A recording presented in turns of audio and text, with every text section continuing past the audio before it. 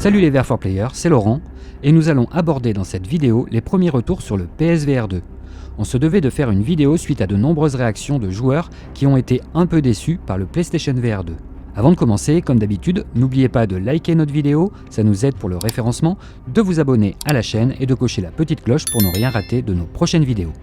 Vous pouvez également nous aider via notre page Tipeee, le lien est dans la description, et via le nouveau bouton Merci avec un petit cœur juste sous le titre de cette vidéo à droite.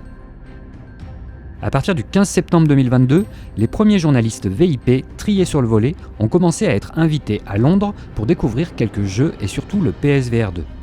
Fin janvier, nous avons nous aussi eu la chance de rejoindre l'équipe de PlayStation France qui nous ont donné la possibilité d'essayer en avant-première Horizon Call of the Mountain. Et l'expérience nous a plu. Plus récemment, ce fut le tour de IGN, GT Planet et Traction GG de faire des éloges de Gran Turismo en le comparant même parfois comme le jeu de course automobile ultime, supérieur même à des jeux sur des PC puissants. La hype était bien là, comme un peu les premières critiques de Star Wars 8 annoncées comme bien supérieures à l'Empire contre-attaque. Cependant, à partir du 22 février, date officielle de la commercialisation du PSVR 2, certains joueurs ont commencé à se faire entendre sur la toile. Et ça n'était pas forcément en bien cette fois. Comment se fait-il que le casque est annoncé en 4K et que l'image que je vois est bien plus vilaine que sur ma télé 4K? Je vais retourner ce PSVR 2, il doit avoir un problème, l'image est floue. Mon écran est sale, il y a un voile grisâtre composé de plein de petits pixels formant comme une granulation sur l'image. Est-ce normal? Le PSVR 2 ne devait plus rendre malade, pourtant j'ai eu envie de vomir. L'image de mon Pico 4 est bien plus belle que ce PSVR 2. Les batteries des Sense Controllers ne tiennent pas plus de 1h30. Je rencontre plein de bugs. Le PSVR 2 n'est pas confortable, je n'arrive pas à régler mon PSVR 2, j'ai des aberrations chromatiques dans l'image, en plus il a un fil. Ces réactions n'auront pas mis longtemps à éveiller d'autres communautés de joueurs, anti-fil, anti-PlayStation ou des youtubeurs qui ont senti venir le bon bad buzz qui va leur permettre de faire plein de vues. Ce second groupe de personnes a un point commun, ils n'ont jamais acheté un casque VR de leur vie, mais se permettent de donner leur avis. Vous mélangez tout ça et vous vous retrouvez avec un bon sac rempli de milliers de questions en vrac, d'interrogations et de craintes devant votre palier. Le moment est venu de trier tout ça et d'éclaircir quelques points. Nous allons donc essayer dans cette vidéo de répondre aux principales interrogations et inquiétudes des joueurs qui ont vraiment acheté le PSVR 2 et ceux qui ont l'intention de le faire plus tard. Allez hop, c'est parti!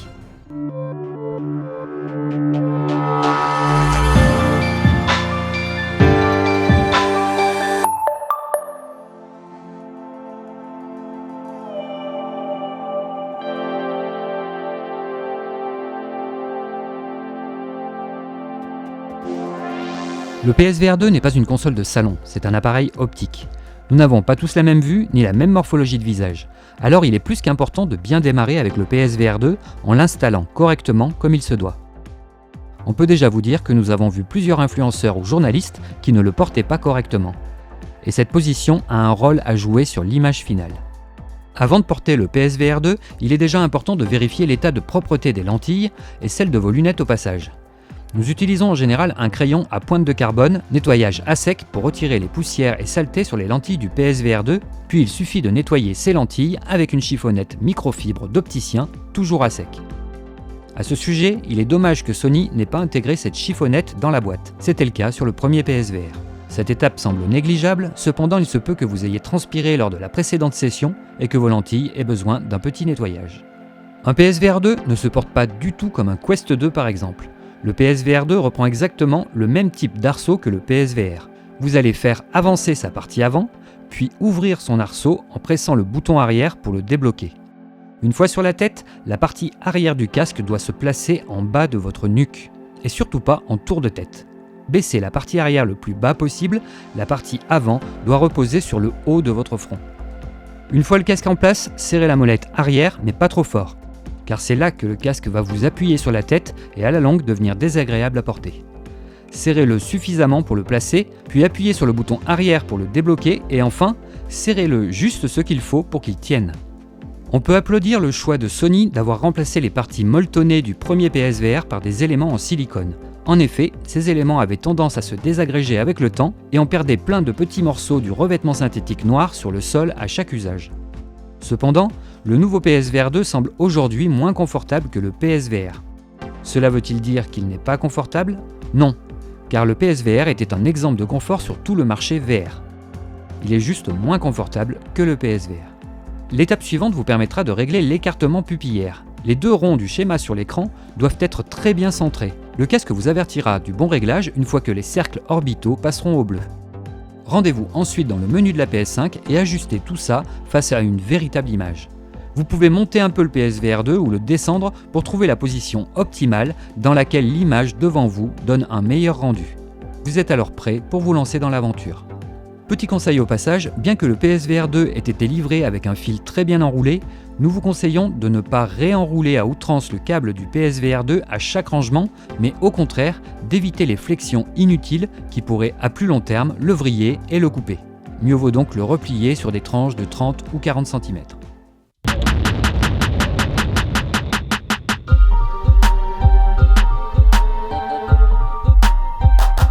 Il est un peu facile de mettre tous les défauts du monde sur ce PSVR 2.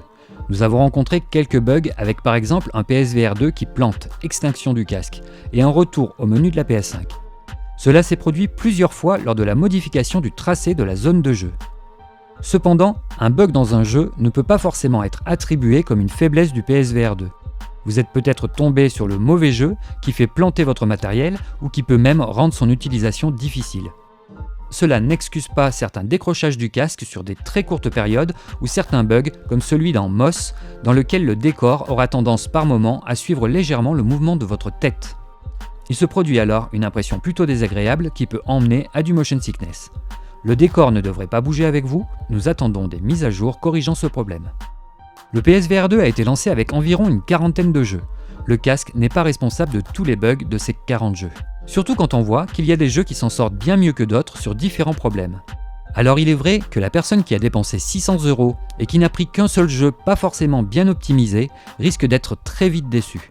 On regrette que le PSVR 2 n'ait pas été livré avec un code de démo ou même un jeu de type Astro's Playroom cette fois.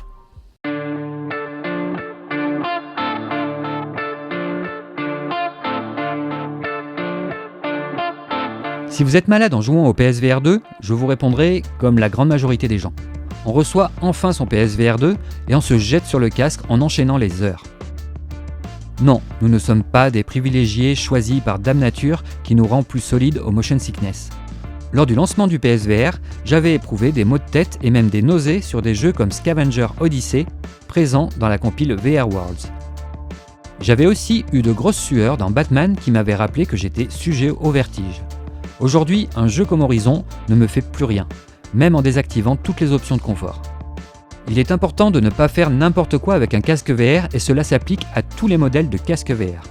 Les équipes marketing ont beau dire que le framerate plus élevé ou que certains réglages l'atténuent, ce qui est vrai, si vous faites tester un casque VR dans un salon en ne proposant que S-Combat 7, je peux vous dire qu'à la sortie, il y aura la moitié, voire les 3/4 des joueurs qui ressortiront en ayant un teint qui aura viré au vert.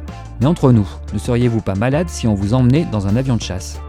Le problème du motion sickness est dû principalement à une incohérence entre ce que ressent votre oreille interne et ce que voient vos yeux. Votre cerveau réceptionne l'information de l'oreille qui dit « Tout est calme, il est tranquille, il bouge pas dans son fauteuil », pendant que les yeux disent « Ah, non mais what the fuck! T'es débile l'oreille! Il a la tête à l'envers dans un grand 8 qui avance à toute vitesse poursuivi par des orbites d'espace qui veulent lui bouffer les yeux, ces bâtards !» Le cerveau comprend alors qu'il y a un truc qui ne va pas, peut-être une drogue ou un empoisonnement, et ne cherche pas à comprendre. Il lance l'alerte rouge et appuie sur le bouton qui va provoquer des nausées. Car c'est en vomissant que vous pourrez vous débarrasser d'un poison. Cependant, sachez que vous allez pouvoir vous acclimater car votre corps a un potentiel d'adaptation que vous ne soupçonnez même pas. Chaque jeu, quel qu'il soit, vous proposera un certain nombre d'options de confort si vous souhaitez griller des étapes. Il vous sera possible dans Horizon par exemple d'ajouter des rotations angulaires, des déplacements en agitant les bras ou des œillères de mouvement.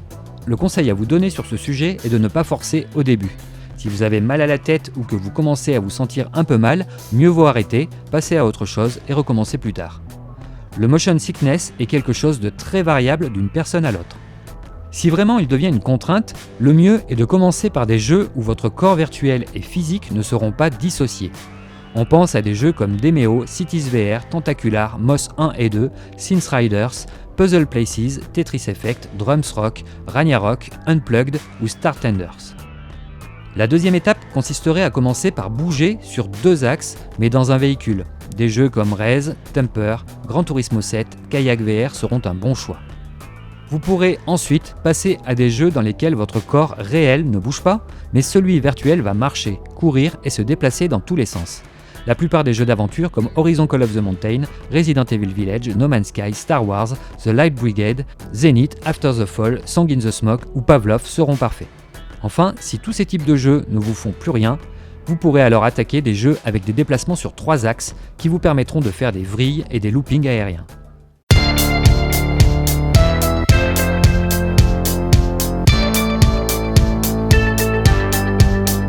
Certains joueurs sont plus sensibles que d'autres. Je leur conseillerais donc de baisser la luminosité de l'écran à 30% afin de commencer en douceur. Pour les joueurs qui s'inquiètent au sujet de la lumière bleue, je suppose que si vous avez des lunettes, vos verres sont déjà équipés d'un filtre. Si vous n'avez pas de lunettes, vous pouvez en faire chez votre opticien sans correction avec ses filtres anti-reflet et anti-lumière bleue. Enfin, certains constructeurs proposent des lentilles avec ou sans correction que vous pourrez venir aimanter directement sur votre PSVR 2. Ces lentilles offrent plusieurs intérêts. Vous n'aurez plus besoin de lunettes dans votre PSVR 2, ces lentilles vont protéger les fresnels de votre PSVR 2, enfin, ces lentilles peuvent avoir un traitement anti-lumière bleue et anti-reflet. Nous reviendrons sur ce sujet prochainement. Enfin, certains joueurs s'inquiètent également de la présence de LED infrarouge dans les optiques et se demandent si cette lumière ne pourrait pas être nocive pour vos yeux. Cette technologie n'est pas nouvelle et existe depuis de très longues années, notamment dans le domaine médical. Les LED infrarouges disposés autour de votre œil vont éclairer en IR votre pupille. La caméra va détecter les reflets de ces LED dans votre œil et en déduire son déplacement. Les eye trackers utilisent des LED dans la gamme infrarouge pour leur permettre de fonctionner même dans de mauvaises conditions d'éclairage sans distraire l'utilisateur. La lumière infrarouge, dans ce cas la lumière infrarouge proche, NIR, peut également être trouvée dans notre environnement naturel, comme la lumière des bougies ou le feu. Ce n'est rien d'autre que la lumière dans le spectre invisible qui a moins d'énergie que la lumière visible. La lumière infrarouge est parfois également utilisée comme source de chaleur dans les radiateurs, par exemple pour les petits enfants, mais la chaleur émise par un eye tracker est si faible qu'elle ne peut même pas être ressentie en touchant directement la LED. Les eye trackers du PSVR 2 sont soumis à la norme européenne EN 62471 qui garantit que tous les produits émettant de la lumière ne causent aucun dommage à l'utilisateur.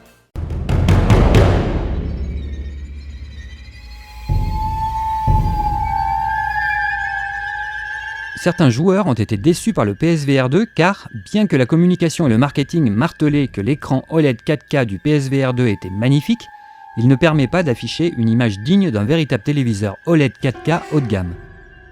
La première fois, cette question pourrait faire sourire. Cependant, elle ne le fait plus, après avoir vu cette question passer plusieurs fois. Alors pourquoi cette attente est-elle exagérée ? On nous avait déjà posé cette question sur notre serveur Discord et on avait clairement répondu la même chose que ce que l'on va dire dans ce chapitre. Cette attente est donc exagérée, sans doute parce qu'une télé 4K affiche une définition Ultra HD de 3840 par 2160 pixels. Le véritable format 4K est un format cinéma de 4096 par 2160 pixels. Vous allez regarder cet écran avec vos deux yeux à une distance de 4, 5 ou 6 mètres. Vous n'avez donc pas votre œil à 2 cm de l'écran et même à cette distance, vous ne le regardez pas en plus avec une loupe. Le PlayStation VR 2 est équipé de 2 écrans de 2000 par 2040 pixels. Si on additionne ces deux écrans, on obtient bien une image 4K de 4000 par 2040 pixels. D'un point de vue de la puissance de calcul nécessaire, il faut bien que la PS5 calcule une image 4K. Cependant, il ne faut pas croire qu'un écran VR 4K affichera de la 4K. Cet écran sera forcément splitté en deux pour chacun de vos yeux. Le PSVR 2 affiche donc deux images en 2K de 2000 par 2040 pixels que votre cerveau va recomposer en une seule image 2K en 3D. Dans le même ordre d'idée, un casque VR 8K affichera de la 4K en 3D, un casque en 16K, de la 8K en 3D, etc. Il faudra donc attendre longtemps avant d'obtenir quelque chose qui ressemble à ce genre d'attente exagérée. Car il faudra non seulement trouver ces écrans à un prix très abordable, mais en plus avoir la puissance d'une machine capable de traiter ces images. Le PSVR 2 dispose bien d'un nombre de pixels proche du nombre de pixels d'une télé 4K, mais ça s'arrête à ça. Les deux technologies ne fonctionnent pas du tout de la même façon pour afficher l'image.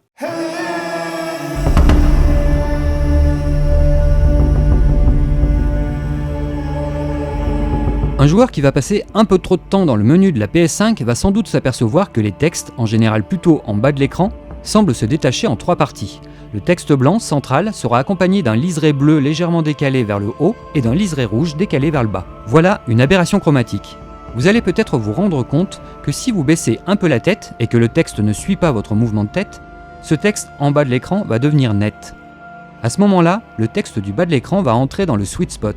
Il s'agit de la zone circulaire centrale dans laquelle votre lentille affichera une image nette. Plus ce sweet spot sera grand, et plus votre vision sera nette sur l'intégralité de votre champ de vision dans le casque VR. Le PSVR 2 n'est pas équipé de lentilles pancake qui offriront un meilleur sweet spot. Nous allons vous expliquer ce choix de Sony dans cette vidéo. On peut déjà vous dire que le PlayStation VR 2 n'est pas un casque VR dans lequel vous allez faire de longues phases de lecture et de traitement de texte. Le Quest Pro est bien mieux équipé pour ça. Si vos sous-titres ne sont pas très lisibles, vous pouvez toujours essayer de légèrement repositionner votre casque en le montant ou en le descendant un peu. Concernant le menu de la PS5, il n'est pas nécessaire d'afficher l'écran dans sa taille maximale. Après tout, ça n'est qu'un menu.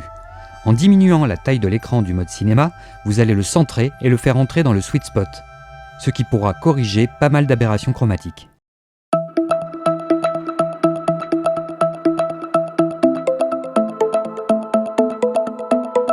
Plusieurs joueurs se plaignent d'un espèce de filtre granuleux que l'on voit dans certaines zones de l'image en fonction de l'ambiance d'un jeu ou du choix de son éclairage. Ce masque vient interférer sur l'image comme une surcouche, un peu comme si une vitre légèrement microgranuleuse était placée entre votre œil et l'écran. Il peut être invisible par moments et gênant dans d'autres passages d'un jeu un peu sombre, avec un peu trop de brouillard ou sur des couleurs désaturées par exemple. On appelle cet effet l'effet Murat. C'est un problème qui touche principalement les casques équipés d'écrans OLED VR en raison de la nature de la technologie. Les écrans LCD ont moins de problèmes avec le Murat, mais ne peuvent pas fournir la profondeur de couleur qu'un écran OLED est capable d'atteindre. On compte parmi les casques VR équipés d'un écran OLED le tout premier Oculus DK2, le Razer OSVR HDK 1.4, le premier HTC Vive, le PSVR, le Pimax 5K XR et l'Oculus Quest 1. Tous les autres casques VR ont des écrans soit AMOLED, soit LCD. Un écran OLED est capable d'afficher une palette de couleurs bien plus grande qu'un écran LCD. Sur un écran LCD, c'est toute la dalle qui est rétroéclairée, à l'inverse d'un écran OLED où chaque pixel va fournir son propre éclairage. On pourra demander à l'écran d'afficher un fond bleu parfaitement uniforme avec un bleu R 0%, V 0% et B 100%. Chaque pixel de l'écran OLED vont donc bien afficher ce bleu précisément. Mais chaque pixel de cet écran n'aura pas la même capacité de luminescence, car ils sont indépendants. Il faut toutefois rappeler que ces variations sont minimes. Du fait de cette capacité luminescente différente sur chaque pixel de l'écran OLED, nous allons nous retrouver avec non pas un fond uni bleu, mais un fond composé de plein de pixels bleus de nuances optiques différentes. Ce qui crée une sorte de fond bleu à la manière d'une image pointilliste, un fond bleu avec un grain ou un bruit optique. Ce sont les couleurs de chacun de ces pixels qui vont créer l'image, le mouvement de cette image. Par contre, la luminosité de chaque pixel ne changera pas, même s'il change de couleur, ce qui va créer cet effet qui semble fixe alors que l'image bouge. En résumé, ce motif est plus visible sur une dalle VR OLED que sur une dalle VR LCD. Si vous avez déjà eu un PSVR, alors vous ne serez pas étonné. C'est exactement le même effet que celui présent dans le PSVR, lui aussi équipé d'un écran OLED. Voilà sans doute pourquoi les joueurs qui n'ont connu que le PSVR n'y porteront aucune attention, alors que ceux qui viennent du monde PC, avec des casques bien souvent LCD ou AMOLED, vont peut-être plus le remarquer.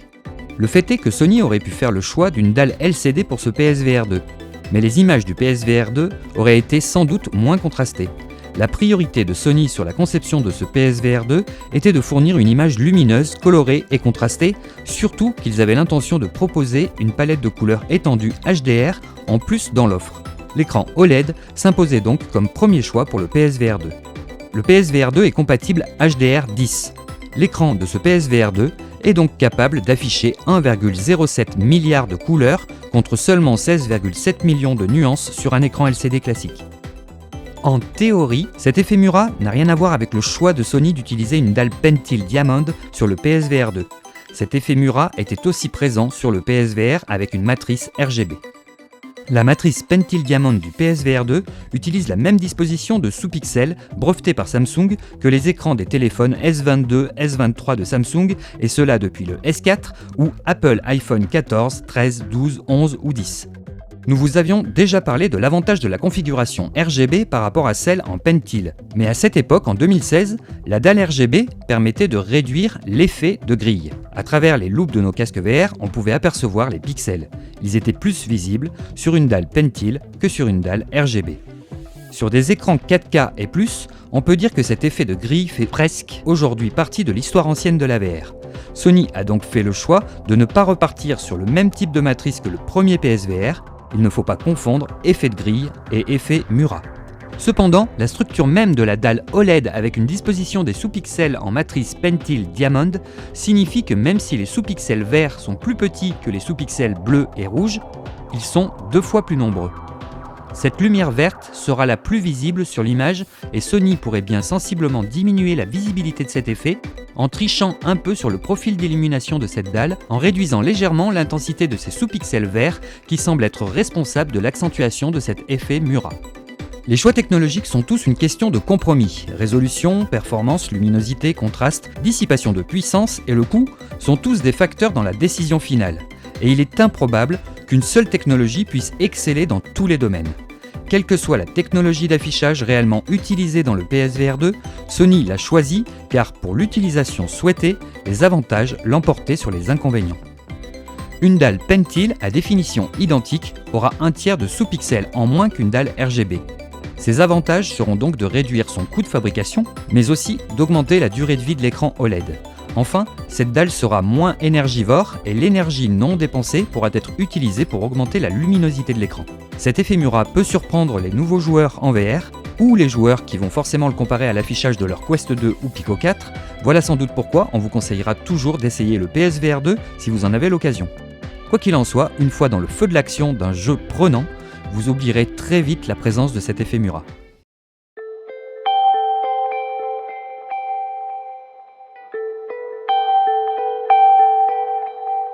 Pas mal de commentaires sur la toile ont avancé que le PSVR 2 affichait une image floue. Il est important ici de bien différencier au moins 6 cas de figure qui peuvent être à l'origine d'une image floue. En 1, vous n'avez pas correctement installé votre casque sur la tête. En 2, les lentilles de votre PlayStation VR 2, ou même vos lunettes si vous en portez, ne sont pas propres. En 3, pensez à vérifier votre IPD de temps en temps en utilisant la molette pour adapter l'image au mieux. En 4, vérifiez que votre casque n'est pas descendu un peu sur votre tête, essayez de le rehausser et peut-être de le resserrer. En 5, le jeu est flou car il a été développé à la va-vite. On pense de suite à la version de No Man's Sky PS5 sur PSVR 2. Le choc a été violent avec ce jeu et on vous le déconseille tant que Hello Games n'aura pas proposé un patch corrigeant son image d'une autre époque de la VR. C'est bien simple, la version PSVR 2 sur PS5 est moins nette que la version PSVR PS4 tournant sur une PS5. Je peux vous dire que ça a de quoi mettre les nerfs. On imagine aisément un joueur qui vient de dépenser 600 € pour le casque avec un jeu et que son seul jeu est No Man's Sky PSVR 2. Il est possible que ce jeu soit à l'origine de certains retours SAV ou rétractations du PSVR 2. Ici, le PSVR 2 n'est pas fautif car on sait que d'autres jeux comme Horizon sont particulièrement beaux et nets. En 6, le flou lointain présent dans Gran Turismo 7. Il ne faut pas négliger la communauté SimRacing. Je vous rappelle qu'en France, les jeux de voiture sont le deuxième type de jeu préféré avec 24% de part de marché. Les déclarations plus qu'enthousiastes de IGN, GT Planet et Traction GG au sujet de GT7 ont laissé s'installer une hype qui s'est transformée en quelques jours en attente exagérée. Malheureusement, c'est la douche froide pour certains le jour du lancement. Il est vrai que l'intérieur des véhicules est magnifique et net. Mais contrairement à un jeu d'aventure comme Horizon, dans lequel il est important de voir les premiers plans nets, la fonction de conduire implique qu'il n'est pas forcément nécessaire de voir net dans le cockpit, mais plutôt net au loin, sur la route, pour mieux anticiper ses virages. Le souci de Gran Turismo 7 est que les jeux de simulation automobile sont certainement les jeux qui demanderont le plus de puissance, mais aussi les meilleurs affichages possibles. Mathématiquement, plus un objet est loin, et plus il est petit. L'écran aura donc de moins en moins de pixels pour définir les objets éloignés. Nous pensons cependant que PlayStation peut sensiblement améliorer ce rendu grâce à l'utilisation poussive du rendu fovéal. Nous ne pouvons pas le vérifier, mais il est possible que les images envoyées dans le PSVR 2 ne soient pas dans la définition native des écrans du PSVR 2, mais qu'elles soient plus petites et upscalées, ce qui pourrait produire un effet de flou sur l'image. Des mises à jour prochaines pourraient bien améliorer certains rendus si c'est le cas.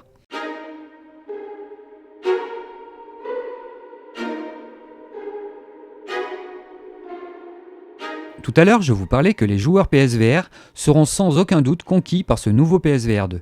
Les joueurs PC pourront par contre être plus déçus en fonction de ce qu'ils connaissent déjà.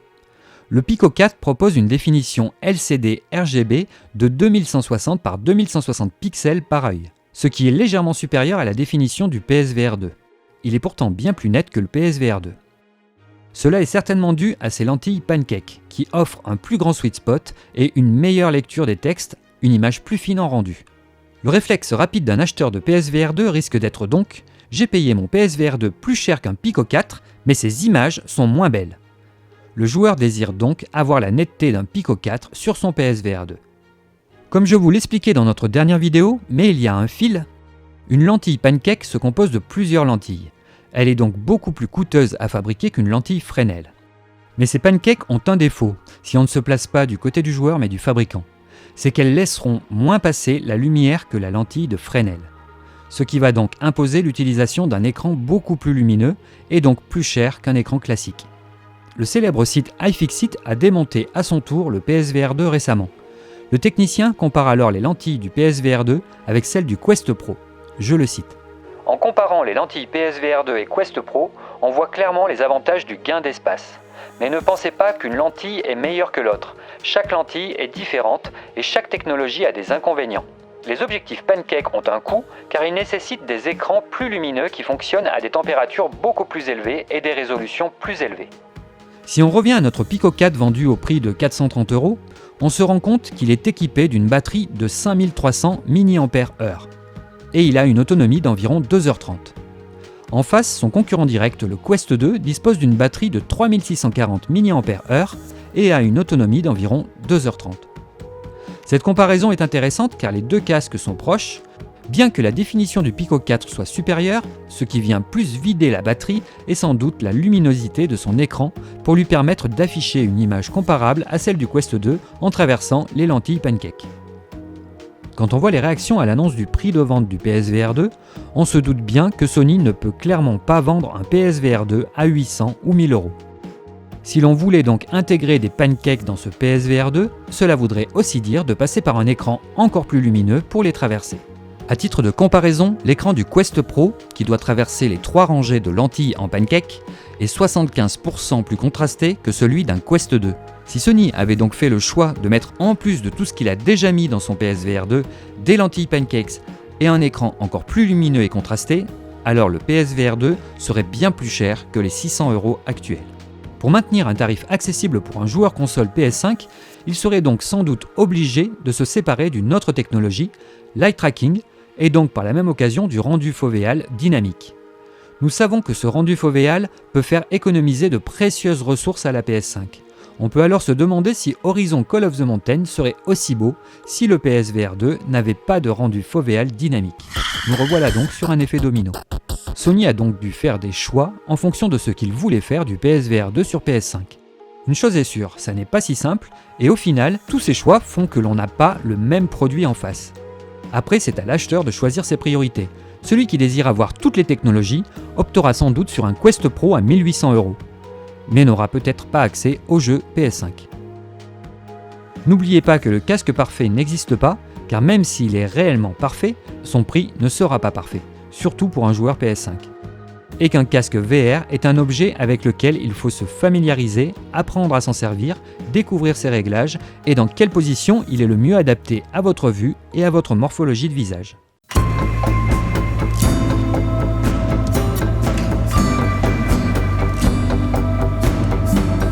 Si 9 joueurs disent que leurs manettes Sense du PlayStation VR 2 ont tenu 5 heures et qu'un seul joueur dit que les siennes ont tenu 2 heures, la toile retiendra presque automatiquement le chiffre de 2 heures afin d'en faire un bad buzz et de faire des vues.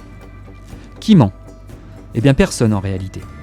Et cela va dépendre des développeurs qui vont utiliser à outrance ou pas les moteurs haptiques et les retours de force des Sense Controllers. Il est clair qu'un jeu qui en fera un usage excessif risque de mettre les batteries des Sense à plat en 2 heures. Si un outil porté sur la main gauche dans un jeu utilise plus cette fonction qu'un autre outil dans la main droite, exemple un pistolet d'un côté et un couteau de l'autre, l'un des deux Sense va s'éteindre avant l'autre. Nous avons réussi à atteindre une autonomie maximum de 6h30 avec les deux Sense. Ils se sont éteints tous les deux à un quart d'heure d'intervalle. Pour cela, nous avons chargé les contrôleurs VR à 100% et fait des petites sessions de chaque jeu. Sur Horizon Call of the Mountain uniquement, nos deux Sense nous ont lâchés au bout de 4h45. Cependant, nous avons constaté que Resident Evil 8 ou des jeux comme Cosmonious Eye avaient tendance à utiliser très souvent les moteurs intégrés et de ce fait pouvaient mettre à plat rapidement les Sense entre 2h30 et 3h. Il nous est possible de diminuer la puissance des retours haptiques dans les menus de la PS5, dans Accessoires PSVR 2. Cela peut être une bonne chose pour ceux qui souhaitent s'évader dans leur jeu préféré plutôt gourmand en batterie sans avoir à se payer une seconde paire de Sense introuvables pour le moment. Le fait est que les Sense controllers embarquent des batteries de 520 mAh, là où les PS Move avaient une batterie de 1350 mAh et où la DualSense propose une batterie de 1560 mAh, soit 3 fois supérieure. On pourrait sortir l'argument écologique. Cependant, certains joueurs risquent de devoir être bridés. Allez, c'est l'heure d'aller au lit, à cause de l'autonomie des batteries de ces Sense, et vont devoir désactiver tous les effets des manettes pour pouvoir profiter de leur jeu plus longtemps. Un choix discutable et étrange. Quand un joueur se lance dans une aventure telle que Resident Evil 8 ou Horizon, on peut vous assurer qu'il ne va pas y rester 2 heures, mais sera incité à y passer beaucoup plus de temps. Le PSVR 2 ne serait-il pas alors bridé par ses manettes, tout comme peut l'être le Quest 2 par sa batterie? Sauf qu'avec un Quest, on peut poursuivre la partie en le branchant avec un fil ensuite. Dans le cas du PSVR 2, il faudra attendre la recharge. On espère que certains constructeurs proposeront des batteries d'une capacité bien supérieure dans les mois à venir.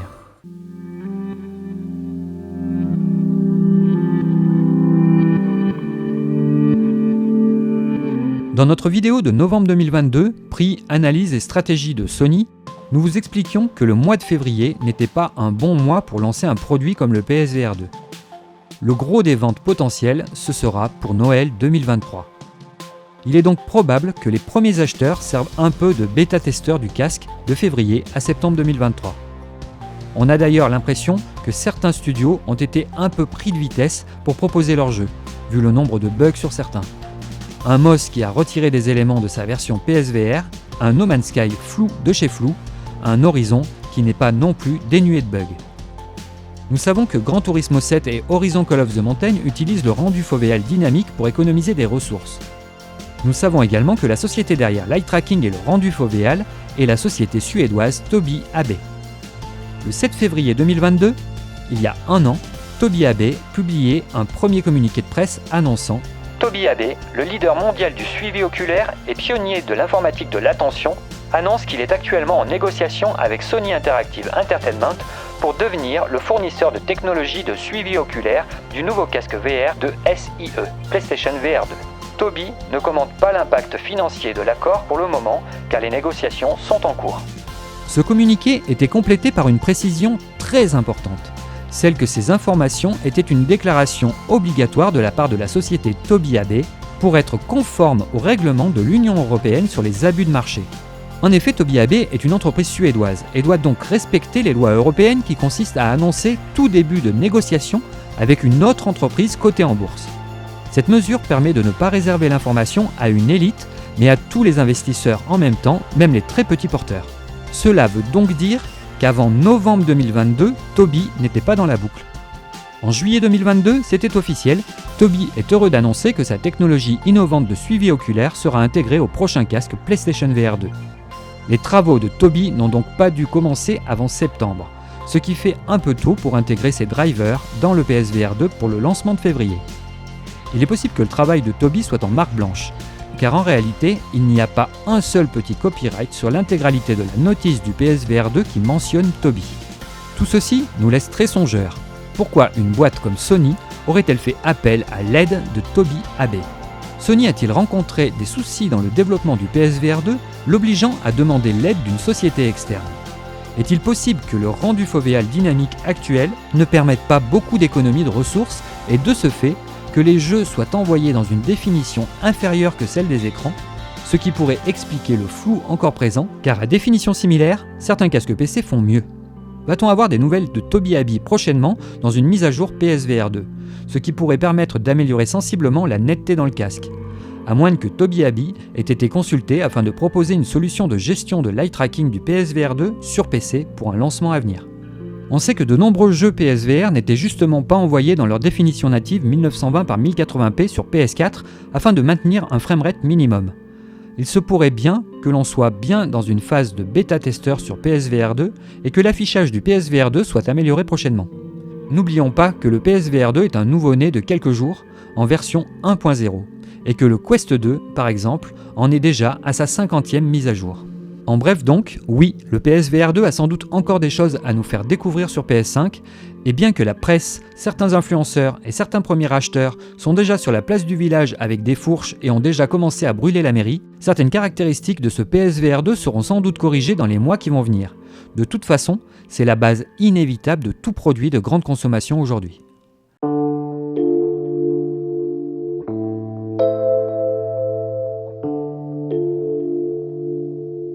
En conclusion, ce premier lancement, je dis premier lancement car je pense que le gros de la campagne PSVR 2 arrivera en septembre, aurait été un peu chaotique. Certains premiers essais, notamment sur Gran Turismo 7, ont sans doute contribué à faire monter une hype incontrôlable qui a dû se transformer doucement en une attente exagérée. Et à la réception du casque PSVR 2 par les joueurs, cette hype s'est rapidement dégonflée, la bulle a éclaté. Si on fait abstraction des groupes de joueurs qui n'ont pas acheté le PSVR 2 mais qui en profitent pour le tailler sur la toile par intérêt, les vrais acquéreurs du casque se divisent en 3 catégories. 1. Les joueurs qui achètent un casque VR pour la première fois. 2. Les joueurs PSVR qui ne font que faire évoluer leur matériel vers la PS5. Et 3. Les joueurs PC qui ne vont pas pouvoir s'empêcher de comparer chaque caractéristique de la fiche technique du PSVR 2 avec celle d'un autre casque VR sur PC. Et il y en a beaucoup des casques VR sur PC. En règle générale, les joueurs PSVR semblent relativement satisfaits. Un grand nombre d'entre eux n'ont connu que le PSVR et ont pu constater le réel gap franchi par le PSVR 2. Les réactions des autres joueurs PSVR 2 sont bien souvent justifiées cependant. Certains s'attendaient à mieux, d'autres souhaiteraient avoir les mêmes caractéristiques qu'un casque à 1800 € mais vendu à 600 €. On sent que ce lancement ne s'est peut-être pas fait dans les meilleures conditions pour les studios de développement, tant certains jeux comme No Man's Sky sont plus vilains que leur version PS4 PSVR tournant sur une PS5. La définition de l'écran ne fait pas tout, les développeurs se doivent de rectifier le tir. Il n'est par exemple pas concevable qu'un jeu comme Moss, qui devrait être la version ultime sur PSVR 2, ait supprimé des éléments comme la physique de l'eau ou certains rendus sur sa version PS5 PSVR 2. Le plus grand danger pour ce PSVR 2 n'est pas le casque en lui-même, mais bien son catalogue, et l'aptitude des studios à proposer des jeux dénués de bugs, avec une image nette et une utilisation pas trop répétitive des moteurs de force et haptiques, des sens pour éviter de ne brider le joueur en pleine partie. Ça ne fait pas plaisir que l'on nous dise d'aller nous coucher alors qu'on a démarré un jeu que depuis 2 heures. Nous sommes de grandes personnes et on dispose encore d'une liberté de jugement de décider quand il est l'heure d'arrêter et de ne pas se la faire imposer par des manettes. Surtout que le PSVR 2 a un fil. Il est plus qu'étonnant que Sony ait sélectionné des batteries d'une si petite capacité de 520 mAh dans les VRSense. Même si le PSVR 2 intègre de nombreuses technologies coûteuses, 600 € reste 600 € et les joueurs attendent visiblement plus d'un casque VR dans cette tranche de prix, notamment au niveau de son catalogue. Si on supprime les jeux Quest 2 et les remasters PSVR, il ne reste pas grand-chose en vérité. Les jeux Quest 2 ne sont pas forcément un problème, mais un joueur PSVR 2 n'achète pas un PSVR 2 à 600 € pour jouer à des jeux Quest 2. Sinon, il achèterait un Quest 2 ou un Pico 4 à 430 €, moins cher et sans fil.